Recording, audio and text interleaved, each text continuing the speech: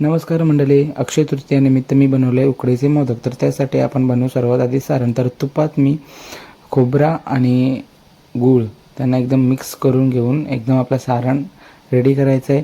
तर मी सारणात आपले ड्रायफ्रूट्स पण टाकलेत, वेलची पावडर टाकले, तर मी सांगायचं विसरलो. तर एकीकडे आपण आता घेऊ त्या उकडीच्या मोदकाचा बाहेरचा कवर बनवण्यासाठी. तर त्यासाठी एकदम असा उकड घेतलेली आहे भाकरीच्या पिठाची. तर सेम आपलं सॉफ्ट डो रेडी करायचा आहे आणि छोटासा गोळा घेऊन आपल्याला छोटीशी पुरीसारखी हातावरच चपाती बनवायची आहे.